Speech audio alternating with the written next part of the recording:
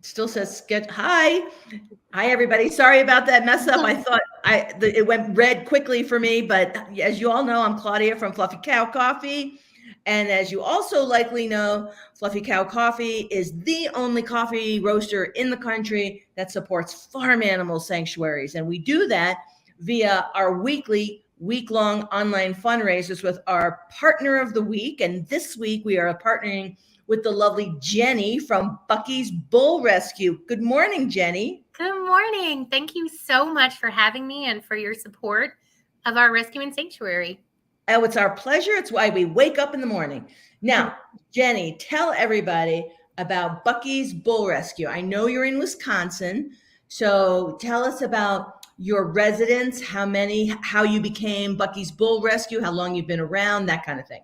Amazing. So we kind of stumbled upon rescue and sanctuary. It wasn't really our intention. About 4 years ago, my husband and I left the city and we bought a beautiful 3-acre farm, which had a big barn and a lot of pasture. So we knew we wanted to add some animals. We got 3 goats and inherited about 8 chickens.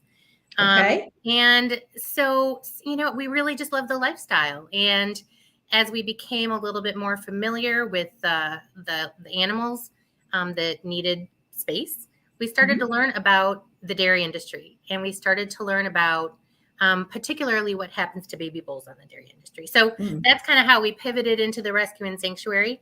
Right now we've got 24 animals in total. So we've got a full house. We've grown a lot. We've got 5 steers, 1 heifer, and 1 brand new baby calf who's only 8 days old today. Champ. Yes. I wanted to congratulate you on Champ, and tell me a little bit about how Champ came into your life. It's a great story. So sanctuaries work together a lot. Right. We support one another, as you know. Yes. When we can't take an animal, we reach out to our network of other sanctuary friends and say, hey, I heard about this baby that needs some help. So there's a sanctuary in Iowa that was working with a farm, a large CAFO industrial farm in northwestern Wisconsin. And they've taken 6 babies from there, but they were full. So they referred Bucky's to this particular farmhand who's been saving babies there. They contacted us on Monday and said the truck comes tomorrow, but it can't take this little tiny baby. He's too small. Translation, he would be killed, right? Eventually they'll, unfortunately, right? The true sobering fact is they'll be killed anyway. But we had an opportunity. So a good friend of the farm, Kate, and I jumped in the truck the next day and we went and grabbed Champ. Oh. Now, 8 weeks old. He's 8 days old. 8 days old. How do you care? How do you, Jenny, care for an 8-day-old bull? Often.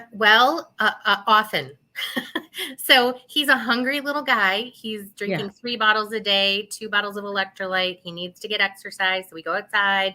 He's got a little harness and a leash because he kind of stumbles still. But really the trickiest days are the first few. So generally they kind of come to us sick. We have a vet check him out right away, which I'm glad we did. He had a fever. He needed antibiotics. He needed some medicine for his tummy because he had the scours, which is something that's kind of common in baby calves. So, you know what? But by day 4, that guy was just really strong. So as he gets bigger and stronger, it gets easier. But it is more work for sure to bottle feed these babies. Oh, sure. And now, does the baby have to be separated from other animals for a period of time, like almost like quarantine from other animals for a while? Yeah, our standard is 2-week quarantine. We take our cue from the vet, who sort of understands where they come from and what they're coming into. With the babies, though, they will stay away from the big boys much longer. He came to us at 40 pounds. And some of our big boys are 2,000 pounds. So I don't think they can see him underfoot. So we will keep them apart for a while and then slowly introduce them probably to the smaller cows first. Forrest is 9 months old, so he's still kind of small. So we'll probably meet Forrest first. And are cows herd, and I mean, I know they're herd animals, but they do better with other cows. They thrive more with other cows. They do. They are herd animals. And I remember when we first got Bucky, Bucky's 2.5 years old now. So our vet was very clear that we should get another bull calf because they're herd animals and they're going to think that we're the herd. And that's not good for them. I know they think I'm mommy, and I am. So yeah, they definitely thrive with one another. Bucky was fortunate to get a baby brother 1 month later, and the two of them are bonded. They sleep together in one stall. They grew up together. So, but even as they're older, they introduce, to a new one to the herd. They do really well. That's great. Now, I think I asked you this when we chatted earlier, but what is the lifespan of a bull? The natural lifespan? Yeah, the natural, and ours are steers, I should be clear. So we do castrate our bulls so that they are not going to be populating. So castrated bulls equals steer. Yes. I didn't know that. So I know. I learned that too. And a cow who didn't have a baby is called a heifer. I didn't know that until I had a girl cow. All kinds of cow facts coming out. We're all learning. It's so good. That's fantastic. Yeah. So bulls can live to 25 years old. Oh my Lord. Yeah, the average lifespan for them is much lower. It's like, I don't know what it is now, 18 months, something like that. Yeah. That they're generally killed for beef or younger in the dairy industry for veal or something else. So yes, people are astonished to know that. It is wild, right? And what are the species? I know you have goats, you have chickens, you have steers. Yes. And heifers. One heifer. Jolene, she's our queen of the herd.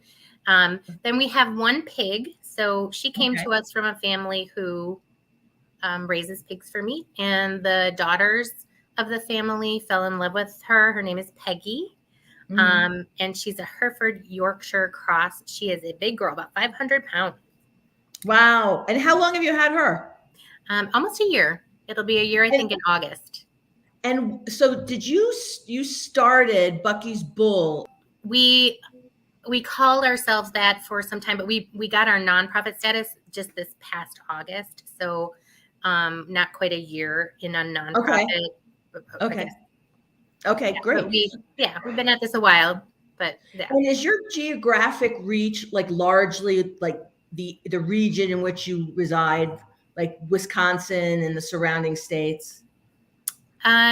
Mostly, yeah. But we found now that we almost took a steer in from Pennsylvania because there's a lot of Amish farms there that have bull calves, and a lot of the sanctuaries are full. So, sometimes it's coordinating that transport. That can take a lot of effort and a lot of money. We did get Jolene from Indiana, which is kind of our furthest rescue to date. But yeah, it's getting tougher out there. People are really needing places to land, and we're all getting quite full. Oh, all the sanctuaries, all the rescues. I mean, it's just a really difficult time for the great work that you do. It's just a very difficult time. Now, do you guys have, as part of your mission, as your nonprofit mission, is like education part of your mission? It is. Yeah, we don't have a sort of a formal method. We welcome volunteers every weekend to the farm, and that's a nice opportunity to do some education. A lot of people don't know things like, cows have to become pregnant to make milk. I didn't know that either. A lot of people don't know that. I mean, very wise, intelligent folks think that cows just make milk, but they don't. They have to be impregnated over and over and over in order to make milk. So that's why we're getting all these calves. Okay, so Jenny, in my defense, I've never had kids. So there you have it. Well, I mean, even if you have, there are plenty of people who have had kids that, I think we just think cows are unique. I mean, they're mammals. They're like us. They're, yeah. Oh my Lord, what an idiot I am. You're not. I just learned it too. So there you go. My God, my God. So now, did you go to like county fairs and things and have like booths or something? It's interesting you asked that, because I just had a conversation with one of our donors who's very active in that regard. So I believe that's something we'd like to start doing. We've been doing like vegan fests. Oh yeah. Pop-up vegan fest. There was a big Vegan Mania event in Milwaukee just recently, and that's a nice opportunity to educate too, because That's a great opportunity to educate. Yeah, that's a great. Kind of do our. It's kind of like it's like the perfect audience to educate. It is. They're interested versus county fairs where there's like 4-H. That's a more difficult educational hurdle. Mm-hmm. But a good one to take. And I think that, we're a little timid in this space, in our veganism, when we're around those folks at the county fairs that are promoting meat and dairy. But we have just as, we need to have just as loud of a voice and recognize that our opinion is just as meaningful to us as theirs is to them. And, maybe if we can get some of the kids wondering more about it, the adults are more difficult, but the children can put it together. They're like, okay, that's a baby cow and he looks really cute and sweet and I can pet him like a dog. Right. But people use them for meat. That doesn't make sense. Right. We've supported quite a few sanctuaries over the past couple and a half years. And we definitely have supported sanctuaries where they have gotten the animals from 4-H, from the kid who can't sell, or they buy it. I mean, because the child is driving the train of no. Right. So there is, I know, and we've also talked to people who do show up at county fairs and in 4-H events, and it's a very uncomfortable, position to be in, and very brave, frankly, I think, to show up in an audience that is not, necessarily going to be receptive to your message, but I agree that it's kind of essential to try. Yeah, right. I am fearful of it. I've been trying to connect with more activist groups because I see how they have learned to speak out in a way that doesn't feel angry or threatening. It's just kind of matter of fact. And so I'm kind of going to school a little bit on them to learn how to use my voice in a way that would be more, I guess, informational, maybe, instead of passionate, because otherwise people get defensive, right? They put up their like, no, I'm going to eat twice as much meat. Yeah, damn it. So much. I really feel like, with, you're so approachable. You're such a calming voice. I think you'd be a great calm energy of education rather than passion and anger or, rage. I'm learning to find that place where I can get quiet and can get thoughtful and can speak my truth, the truth that I know. And so, I would like to do more of that. Great. So, all right, now we got to talk about the fundraiser. Yay. So a couple things, like we definitely want your fan base to know that we donate $2.50 for every item sold on the website during the course of the week. Item. So you buy a hat, I was going to show you the adorable mug, but my computer's sitting on it. You could buy mugs. We have species specific swag you could buy. So lots of things, and it's by item. The other thing I want to bring out is if you're well, a couple things. Another thing is the coffee's really, really good. It's really, really good. I'm kind of a snob, and I wasn't sure, but we are 100% converted. Yeah, it's really good. It's really good. Yeah, it's like it's served in like 5-star restaurants and resorts. Yeah, I can see why. It's amazing. It's really good, but thank you. And so like if somebody were to get a subscription and use a URL that Beth is going to send you after this fundraiser, we will always donate when that subscription goes out. We will donate to Bucky's Bull Rescue in the future. Wow. That is which is great. Yeah. So there's also opportunities for annuities in that respect, like, consistent donations. And then we also offer our partners an opportunity to partner with us again in the future at Veg Fest and be our representative at Veg Fest and sell our product. And then we donate $5 for every item sold. And so that's a great opportunity for you in your area. If there's vegetarian festivals or veg fests or things like that, or any kind of festival or market where you think you want to spread the word about Bucky's Bull Rescue and about Fluffy Cow Coffee and the fact that we're supporting Bucky's Bull Rescue, which is wonderful. It's great. Great partnership for sure. So I wanted to definitely make sure your fan base and everybody knows that it's $2.50 per item sold. And now, of course, I'm so sad that we don't have our new bags yet, but they're coming next week. And I want people to be on the lookout for our rebranding, which you see the Fluffy Cow logo has been rebranded and now it's on the live stream. And we also have fantastic packaging with different species on every bag. Exciting. It's so cute. It is really cute. I did see a little preview.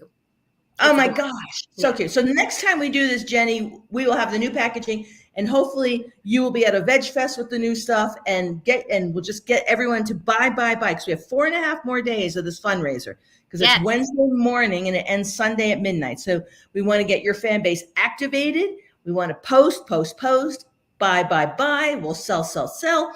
And so I can write you a big old check on Monday.